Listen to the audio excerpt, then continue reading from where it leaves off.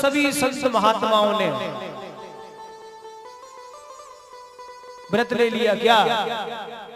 सभी आत्महत्या करने चलेंगे हम। क्यों?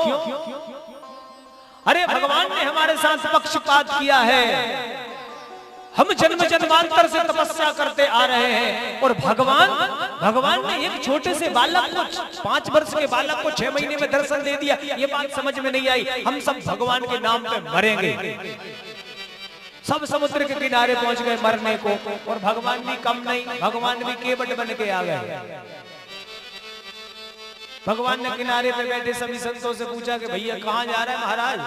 बोले मरने को। काहे? अरे बोले तुमने सुना है क्या? अभी 6 महीने में ध्रुव को दर्शन दे दिया और हम जन्म जन्मांतर से तपस्या कर रहे हैं। हम भगवान के नाम पे मरेंगे। तो भगवान केवट बने थे। भगवान ने कहा एक काम करो, मरना है तो थोड़े गहरे जल में चलो। भाई यहाँ तो मरोगे नहीं, यहाँ पानी कम है, हम ले चल रहे तुम्हें। और सब महात्मा एक नाव में बैठ गए और समुद्र के बीच में जब पहुंचे तो एक बहुत बड़ा टापू नजर आया। टापू देखा तो भगवान उस टापू को ही घुमा रहे थे, नाव को उसकी चारों तरफ। तो संतों ने कहा कि ये केवटपन तो नाव चला, तो ये क्या है? अरे बोले तुम जो अभी चर्चा कर रहे थे ध्रुव की। हाँ बोले उन्होंने इस पर्वत पे आके इतना तपस्या की, इतनी तपस्या की है, इनके इतने जन्म हो गए कि इनकी हड्डियों से ही ये पहाड़ बन गया। तब जाकर के इस जन्म में उनके लिए उनकी तपस्या पूरी हुई और इस जन्म में उनको भगवान ने दर्शन दिया है। संतों ने कहा कि नाव लौटाओ। क्यों? अरे मरने आए थे, अब काहे नाव लौटाओ? अरे बोले हम समझ रहे थे कि हम तो 2-5 जन्म से ही तपस्या कर रहे हैं। 10 जन्म, कोई के 20 जन्म, कोई के 50 जन्म हो गए। यहाँ तो इतने जन्म हो गए कि हड्डियों को पहाड़ लग गया और तब जाकर के ध्रुव को दर्शन हुआ है। तो हम तो समझ रहे थे कि अन्याय कर दिया।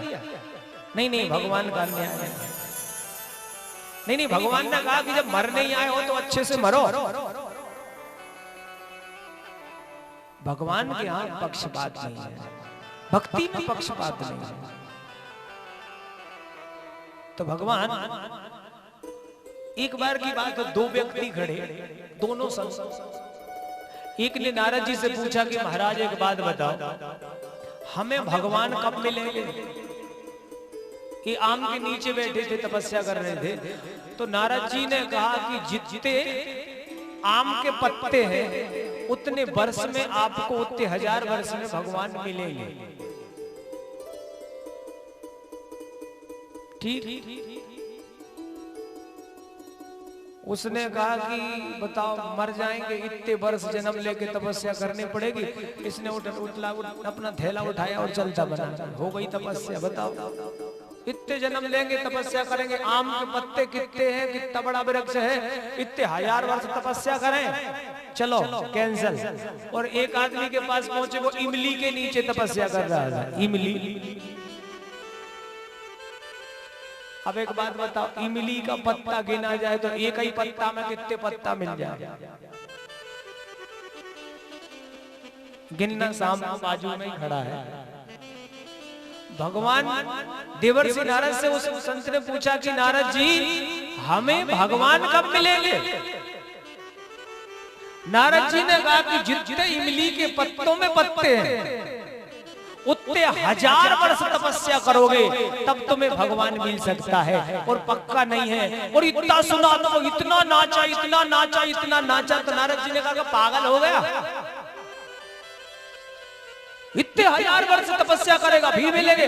उसने कहा महाराज ये मत देखो कि पत्ते कितने हैं, ये भी मत देखो कि कितने 1000 वर्ष हैं। उम्मीद तो इस बात की है कि मिलेंगे तो सही। भरोसा इस बात का हो गया कि मिलेंगे तो, और विश्वास जहां जागृत हो जाए, याद रखना, वो झूम रहा था, नाच रहा था, गा रहा था, मिलेंगे मिलेंगे मिलेंगे, लेकिन वो कल नहीं मिलते, वो आज ही मिल गए। वो उसी समय भगवान प्रकट हो गए। अब तेरी सारी तपस्या माफ, अब तुझे आज ही दर्शन। याद रखना, भगवान का वास विश्वास में है।